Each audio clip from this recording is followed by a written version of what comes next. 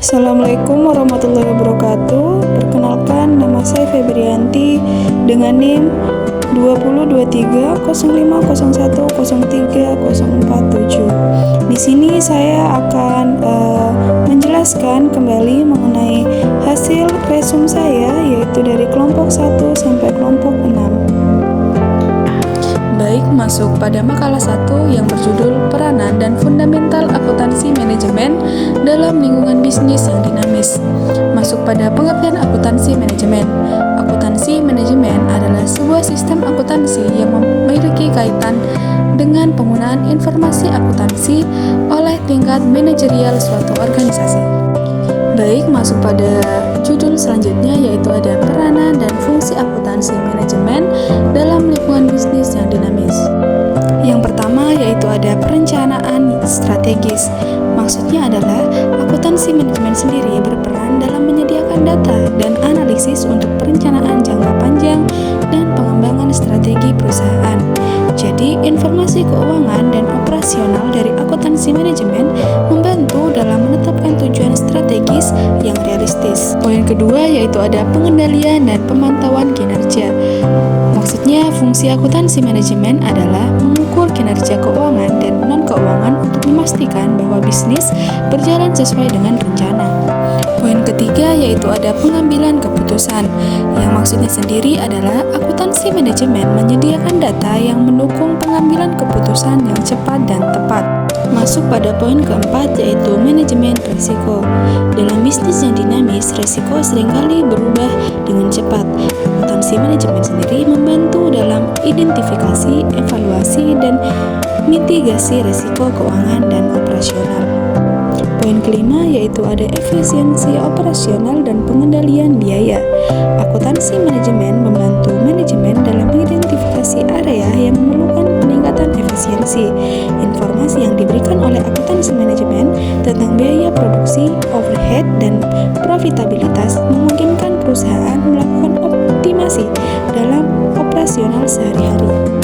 Poin keenam yaitu ada adaptasi terhadap perubahan eksternal. Maksudnya adalah akuntansi manajemen membantu organisasi beradaptasi dengan menyediakan analisis dampak dari perubahan ini, baik dalam hal biaya maupun peluang yang muncul. Poin ketujuh ada evaluasi investasi.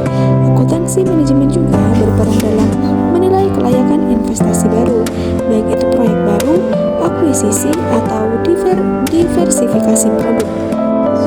Lanjut pada poin terakhir yaitu ada penganggaran dan perakiraan.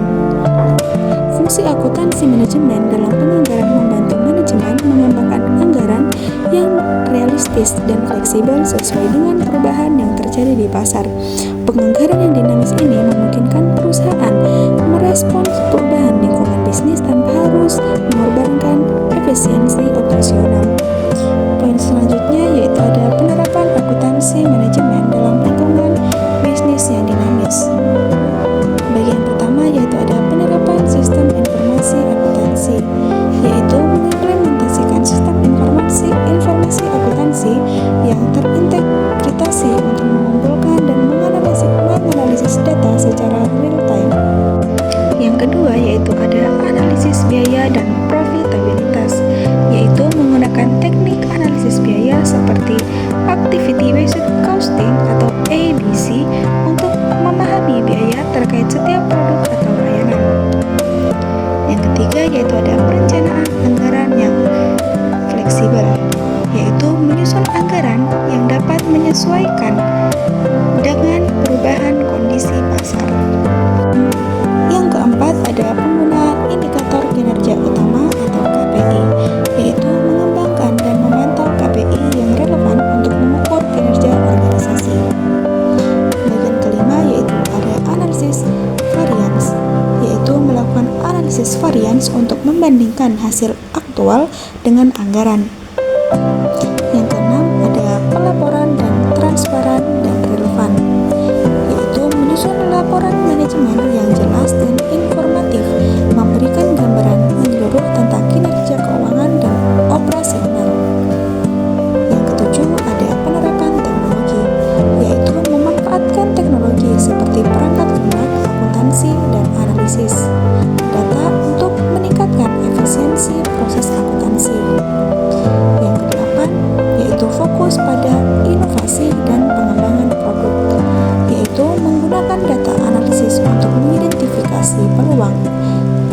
organisasi. Poin 9 yaitu ada manajemen risiko, yaitu mengintegrasikan manajemen risiko dalam proses akuntansi manajemen dengan mengidentifikasi risiko finansial dan operasional.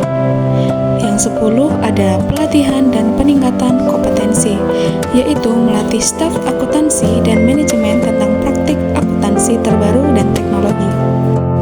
Baik, masuk pada materi selanjutnya yaitu ada proses akuntansi manajemen dalam lingkungan bisnis yang dinamis. Proses akuntansi manajemen dalam lingkungan bisnis yang dinamis terdiri dari beberapa langkah kunci yang saling terkait yang membantu organisasi dalam pengambilan keputusan dan perencanaan yang efektif. Berikut adalah beberapa tahapan utama dalam proses ini. Yang pertama yaitu ada pengumpulan data. Yang kedua ada pengolahan data. Ketiga ada analisis informasi. Yang keempat ada perencanaan dan penganggaran. Kelima ada pengendalian kinerja. Yang keenam ada pelaporan. Ketujuh ada pengambilan keputusan. Dan yang kedelapan ada evaluasi dan umpan balik. Yang terakhir masuk pada kesimpulan, yang dimana akuntansi manajemen berperan penting dalam lingkungan bisnis yang dinamis dengan menyediakan informasi yang relevan untuk pengambilan keputusan. Fundamental akuntansi manajemen mencakup perencanaan, pengendalian, dan evaluasi kinerja yang membantu manajer memahami biaya, profitabilitas, dan efisiensi operasional. Dengan analisis yang tepat, perusahaan dapat beradaptasi dengan perubahan pasar, pengoptimalan sumber daya, dan mencapai keunggulan komparatif. Akuntansi manajemen juga berfungsi sebagai alat komunikasi antara manajemen dan pemangku kepentingan, mendukung transparansi dan akuntabilitas.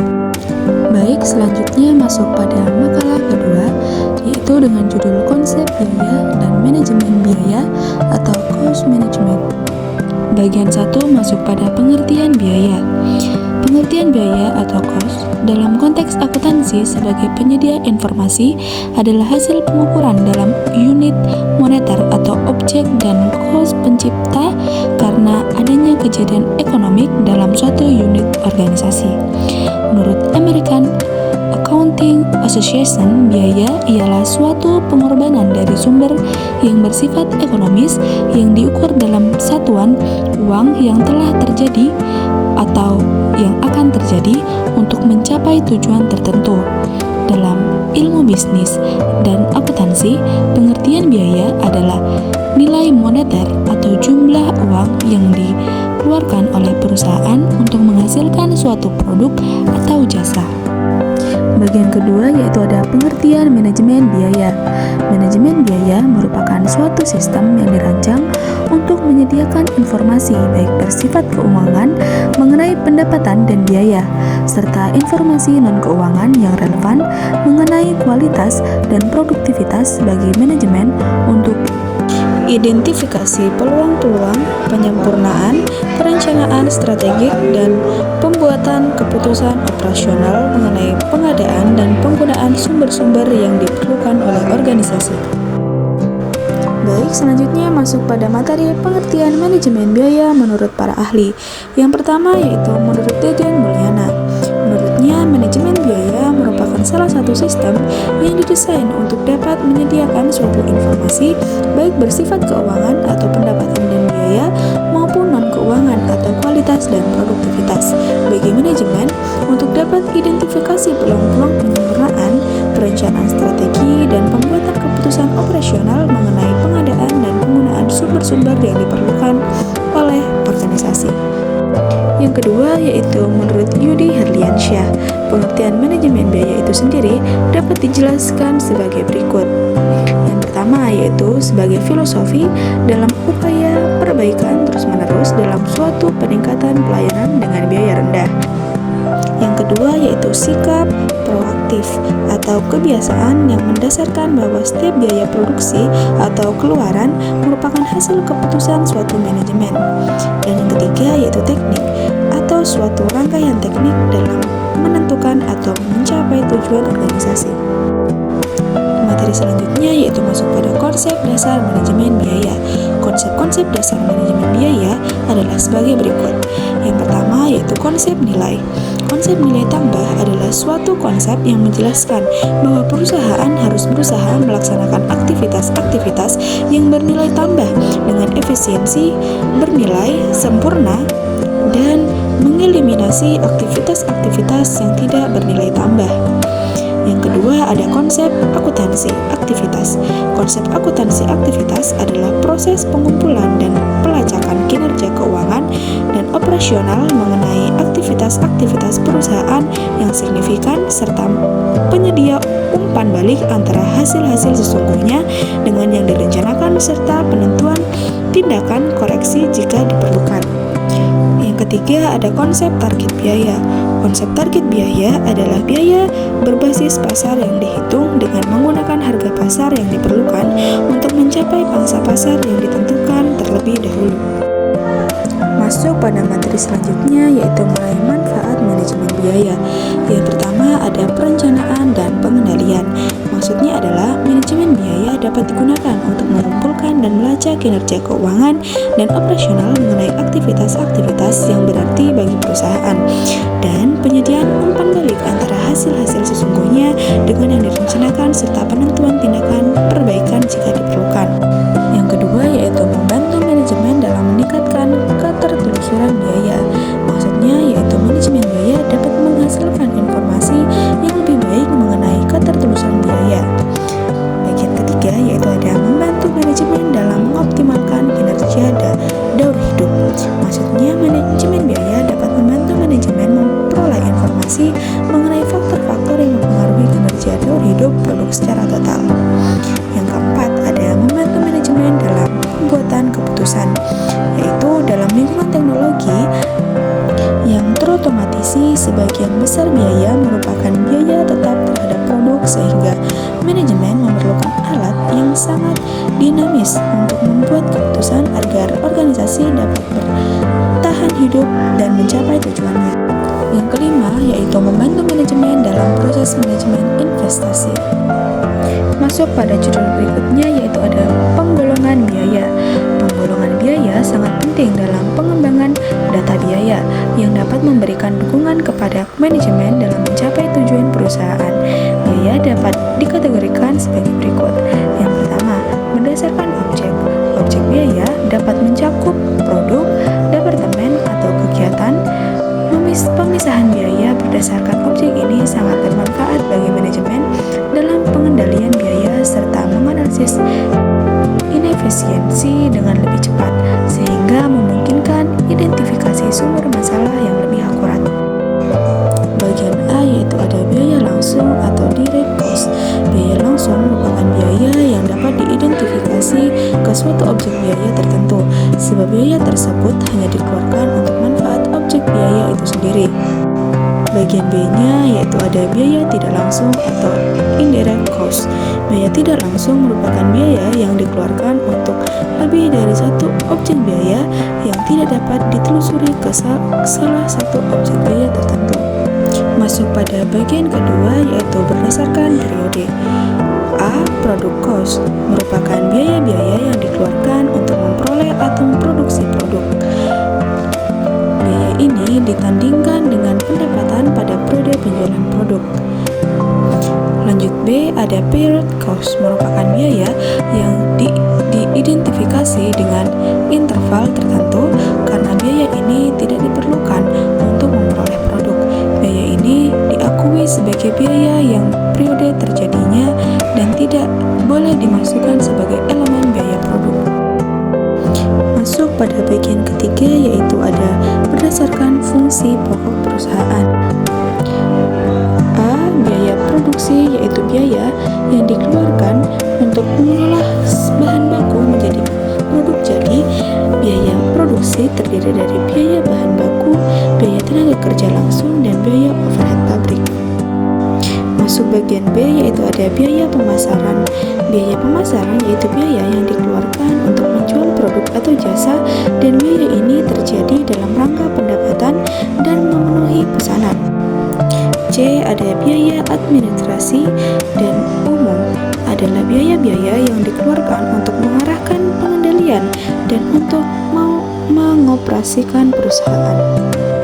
Baik, lanjut pada poin keempat, yaitu mengenai berdasarkan hubungannya dengan volume kegiatan. Baik, lanjut pada bagian keempat, yaitu berdasarkan hubungannya dengan volume kegiatan. A. Biaya tetap atau fixed cost adalah biaya yang jumlah totalnya sampai tingkat kegiatan tertentu relatif tetap dan tidak terpengaruh oleh perusahaan volume kegiatan, sedangkan biaya per unitnya berubah-ubah berbanding terbalik dengan volume kegiatan. B. Biaya variabel atau variable cost adalah biaya yang jumlah totalnya berubah-ubah sebanding dengan perubahan volume kegiatan, sedangkan biaya per unitnya tidak berubah. Bagian C ada biaya semi-variabel atau semi-variable cost adalah biaya yang sebagian tetap dan sebagian lagi berubah-ubah sebanding dengan perubahan volume kegiatan. Baik, masuk pada judul selanjutnya, yaitu ada proses manajemen biaya. Yang pertama, plan cost management merupakan suatu proses untuk menetapkan kebijakan, prosedur, dan dokumentasi perencanaan, pengelolaan, pengeluaran, dan pengendalian biaya proyek. Kedua, ada estimate cost merupakan suatu perkiraan pengembangan sumber daya moneter yang diperlukan untuk dapat melengkapi kegiatan proyek. Bagian ketiga ada determine budget merupakan suatu proses penggabungan estimasi biaya kegiatan individu atau paket pekerjaan untuk menetapkan cost baseline. Bagian keempat ada cost control merupakan salah satu proses pengendalian biaya termasuk dalam monitoring kinerja pembiayaan, meyakinkan bahwa hanya satu perubahan yang tepat yang termasuk dalam baseline biaya direvisi, memberikan informasi pada stakeholders bahwa perubahan dapat mengakibatkan perubahan biaya pula. Baik, selanjutnya ada poin prinsip manajemen bisnis. Yang pertama, mengidentifikasikan biaya yang bernilai tambah dan tidak bernilai tambah. Yang kedua, melacak secara langsung biaya kegiatan tidak bernilai tambah. Yang ketiga, melacak secara langsung biaya signifikan pada suatu tujuan pelaporan biaya. Yang keempat, menentukan pusat biaya untuk setiap kelompok kegiatan homogeni. Bagian kelima yaitu meningkatkan keterlacakan biaya dengan menggunakan suatu sistem ABC. Yang keenam, mengembangkan driver biaya untuk dapat menunjukkan sebab akibat kegiatan dan biaya. Bagian ketujuh, mengumpulkan biaya daur hidup suatu produk. Kedelapan yaitu membebankan biaya suatu teknologi. 9. Membandingkan suatu biaya sesungguhnya dengan biaya target. Dan yang ke-10, menggunakan suatu biaya efektif atau cost effective untuk pengendalian internal. Baik, selanjutnya masuk pada makalah ketiga dengan judul Cost, Volume, dan Profit Analysis Perencanaan Laba atau Profit Planning. Yang pertama ada pengertian Cost, Volume, Profit atau CVP Analysis.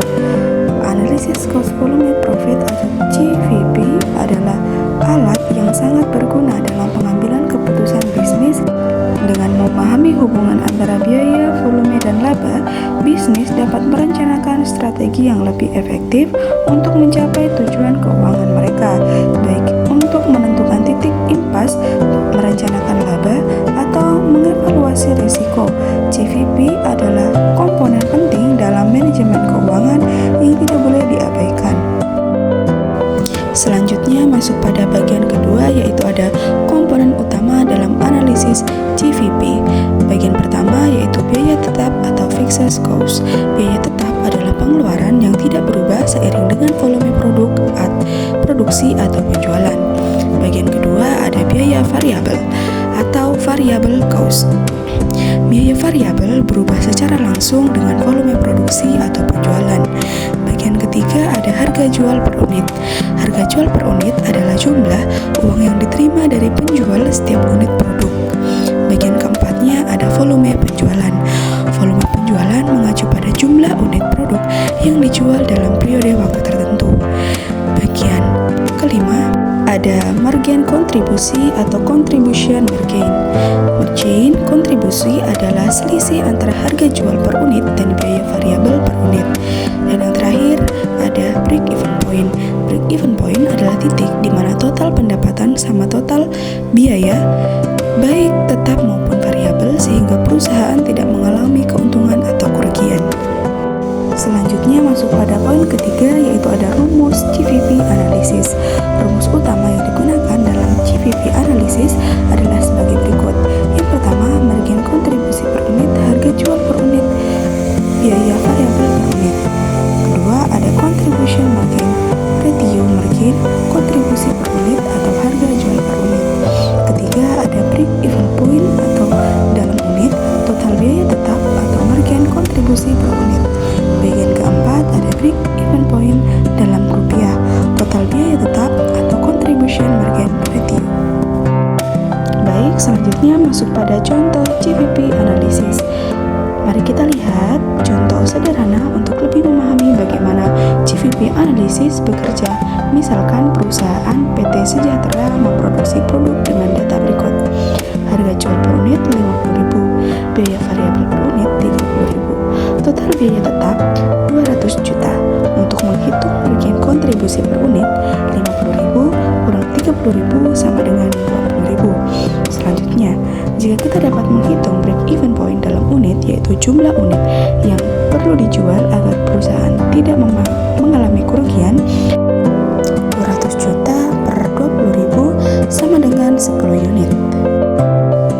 Artinya PT Sejahtera perlu menjual 10.000 per unit produk agar mencapai break even point, di mana mereka menutupi semua biaya tetap dan variabel tanpa menghasilkan kerugian atau keuntungan. Jika perusahaan ingin menghitung break even point dalam rupiah, kita bisa menggunakan contribution margin ratio. Contoh contribution margin ratio sama dengan 20.000 per 50.000 sama dengan 0,4 atau 40%. Maka untuk mengetahui berapa total pendapatan yang diperlukan untuk mencapai break even point, yaitu 200 juta per 0,4 sama dengan 500 juta. Artinya PT Sejahtera perlu menghasilkan penjualan sebesar 500 juta untuk mencapai break even point. Baik, selanjutnya masuk pada poin manfaat GVP analysis. Yang pertama ada perencanaan keuangan yang lebih baik.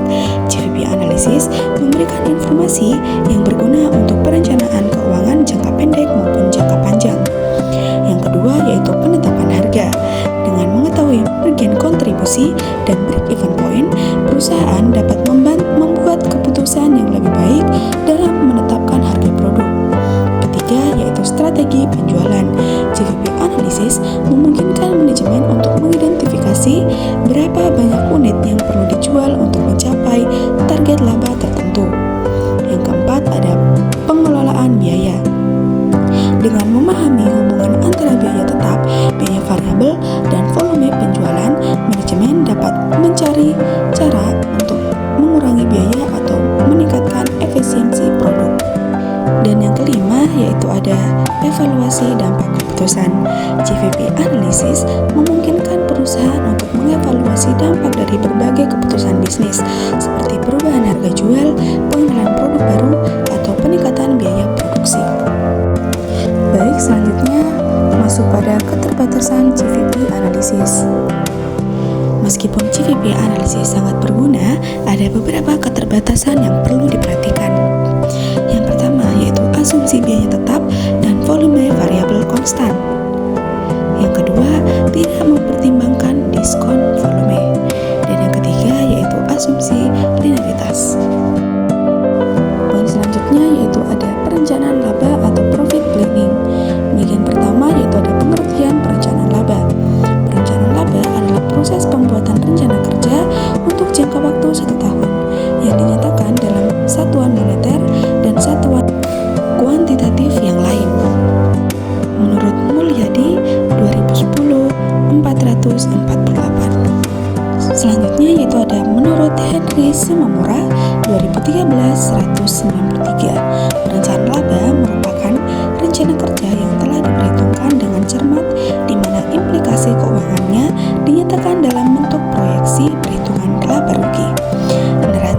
dan modal kinerja untuk jangka panjang dan jangka pendek.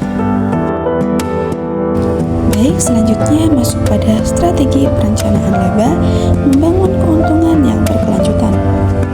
Berikut ini adalah beberapa strategi kunci dalam perencanaan laba.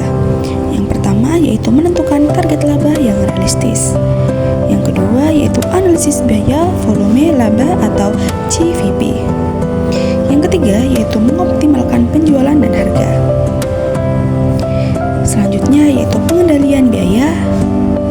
Bagian kelima yaitu penerapan sistem akuntansi penanggung-jawaban. Yang keenam yaitu pemantauan dan penilaian. Ketujuh ada fleksibilitas dan adaptasi. Baik, selanjutnya akan masuk pada makalah keempat dengan judul Perencanaan Laba Multiproduk Entity. Perencanaan laba multiproduk adalah proses strategi untuk menentukan target laba yang ingin dicapai oleh perusahaan yang memiliki berbagai jenis produk. Ini melibatkan analisis mendalam tentang biaya, permintaan, harga, dan sumber daya yang tersedia. Selanjutnya yaitu ada beberapa alasan untuk menentukan margin produk. Yang pertama yaitu pengambilan keputusan yang tepat dalam alokasi sumber daya dengan mengetahui kontribusi margin setiap produk. Perusahaan dapat menentukan alokasi sumber daya seperti tenaga kerja, bahan baku, dan modal secara lebih efisien. Yang kedua, mengidentifikasi produk yang paling menguntungkan. Produk yang memiliki kontribusi margin lebih tinggi berkontribusi lebih besar terhadap laba bersih perusahaan. Bagian ketiga yaitu perencanaan strategi penetapan harga. Misalnya, jika sebuah produk memiliki margin kontribusi yang tinggi tetapi volume penjualan rendah, perusahaan dapat mempertimbangkan untuk menurunkan harga guna, meningkatkan daya saing, dan volume penjualan. Sebaliknya, produk dengan margin rendah mungkin perlu dipertimbangkan untuk kenaikan harga atau dilakukan efisiensi dalam biaya variabel untuk meningkatkan kontribusinya. Selanjutnya yang keempat yaitu pengelolaan portofolio produk. Perusahaan dapat melihat produk mana yang menyumbang laba signifikan dan mana yang mungkin menghabiskan sumber daya tanpa memberikan laba yang sebanding.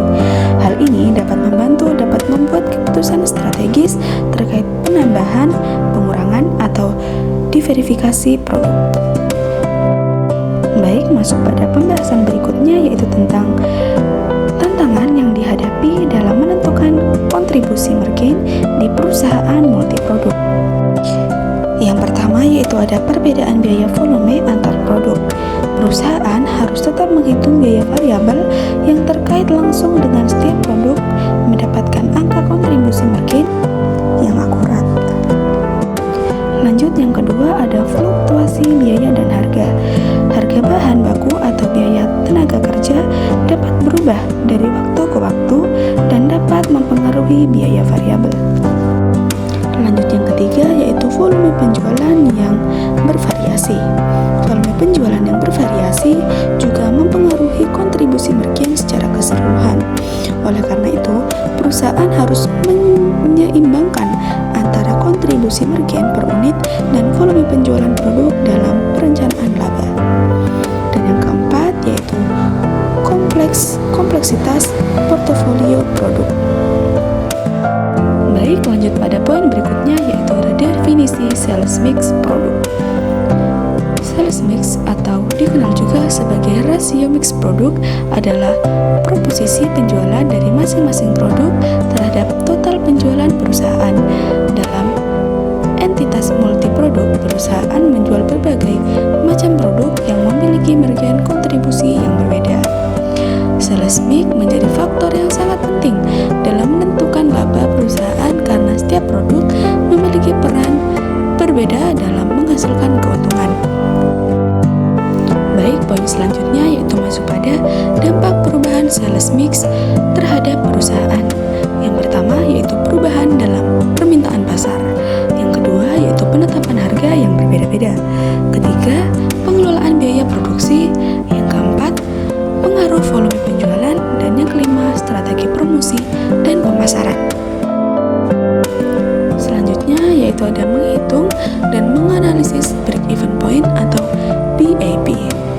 Break-even point atau BEP adalah titik di mana pendapatan total perusahaan sama dengan total biayanya, sehingga perusahaan tidak mengalami laba maupun rugi. Dalam konteks perusahaan yang biaya produksi satu jenis produk atau BEP cukup sederhana untuk dihitung. Kontribusi margin adalah selisih antara harga jual per unit dengan biaya variabel per unit. Kontribusi margin digunakan untuk menutupi biaya tetap perusahaan, dan sisanya merupakan laba. Produksi dengan kontribusi margin yang lebih tinggi membantu menutupi biaya tetap lebih cepat dibandingkan produk dengan kontribusi margin rendah. Oleh karena itu, semakin tinggi kontribusi margin, semakin cepat perusahaan mencapai break-even point. Baik, lanjut pada faktor yang mempengaruhi BEP dalam perusahaan multiproduk. Yang pertama yaitu perubahan dalam biaya tetap.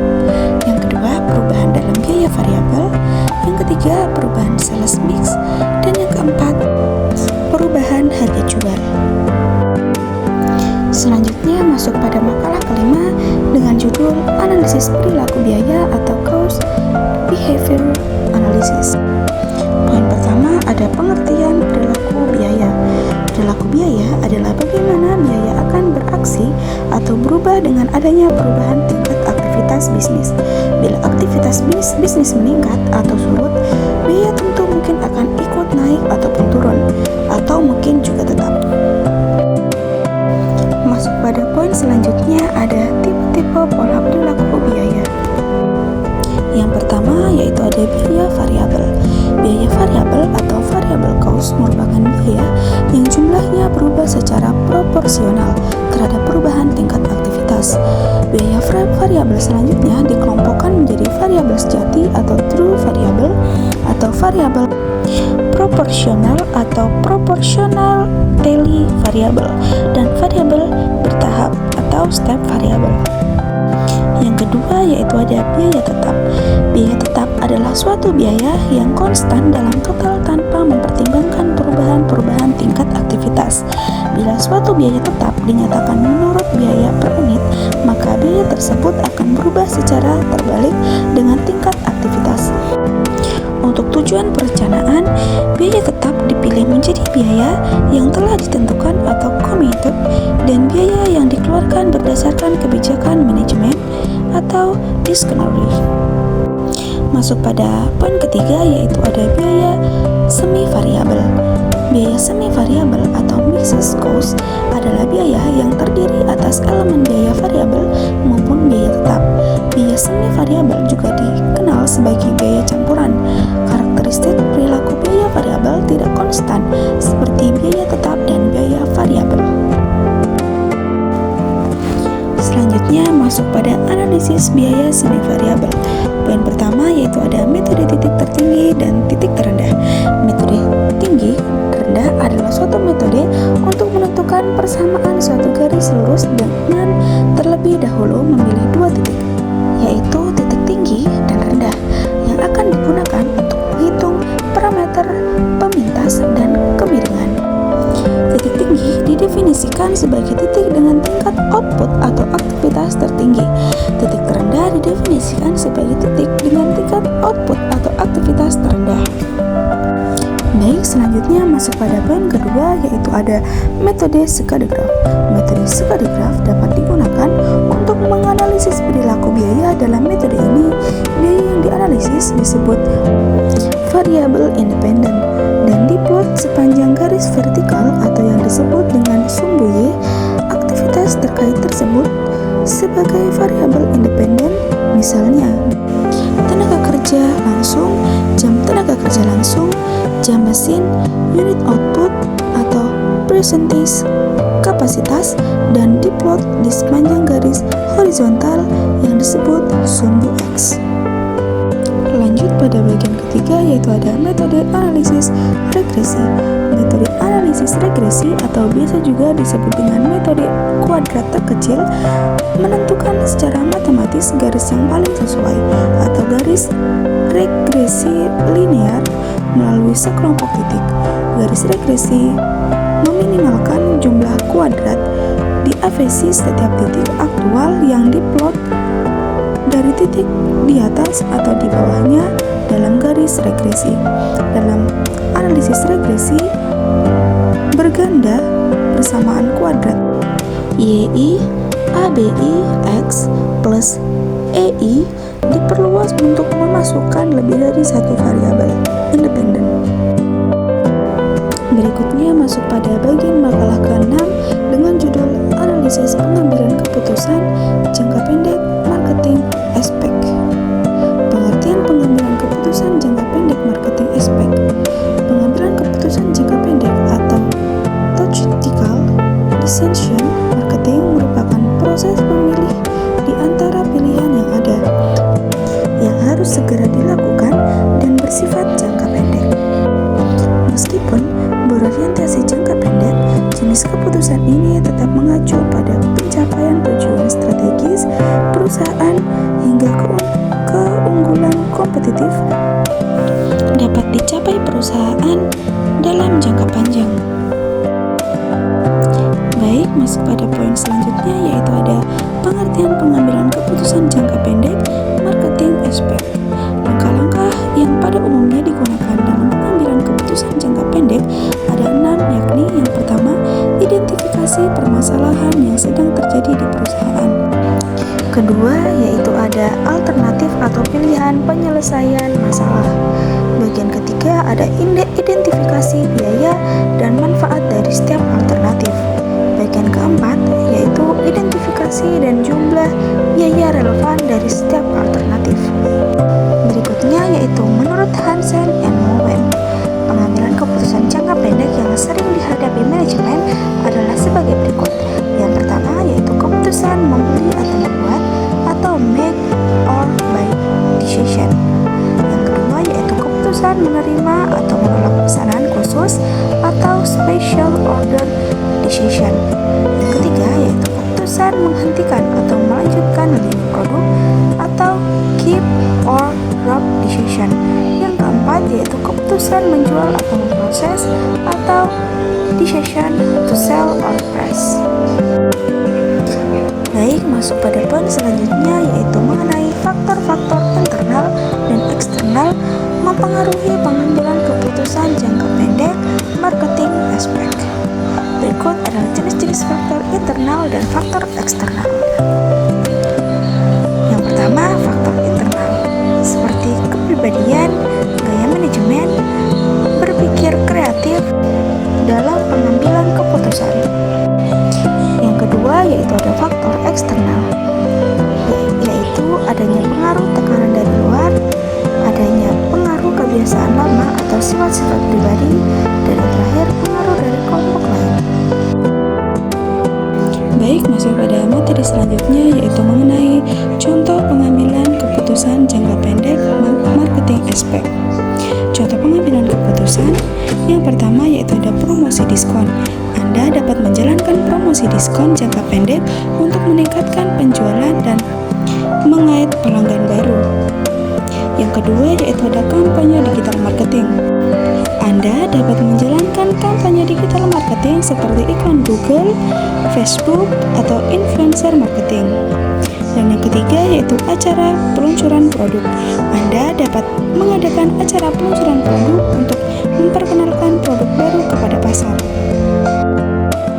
Masuk pada poin materi selanjutnya yaitu ada manfaat pengambilan keputusan jangka pendek pada marketing aspek. Pengambilan keputusan jangka pendek dalam aspek pemasaran memiliki banyak manfaat, terutama dalam dunia bisnis yang dinamis dan kompetitif. Berikut beberapa manfaat utamanya. Yang pertama yaitu ada respon cepat terhadap perubahan pasar. Yang kedua ada menguji dan mengembangkan strategi baru. Yang ketiga yaitu meningkatkan fleksibilitas dan kecepatan. Keempat yaitu meningkatkan responsivitas terhadap pelanggan. Yang kelima, menguji efisiensi dan ROI. Yang keenam yaitu meningkatkan eksperimen dan inovasi. Dan yang ketujuh yaitu meningkatkan kolaborasi dan komunikasi. Baik, yang terakhir yaitu ada kesimpulan pada materi. Pengambilan keputusan keputusan jangka pendek dalam aspek marketing merupakan strategi penting yang dapat memberikan dampak signifikan terhadap penjualan dan brand awareness dalam waktu cepat. Berbagai pendekatan seperti promosi, konten kreatif, dan pemanfaatan media sosial dapat digunakan untuk menarik perhatian konsumen dan meningkatkan engagement. Keputusan yang diambil harus berdasarkan pada analisis data yang relevan dan harus selaras dengan tujuan bisnis untuk memastikan keberhasilan. Baik, saya ucapkan terima kasih kepada para audiens yang telah mendengarkan. Mungkin hanya ini yang dapat saya sampaikan.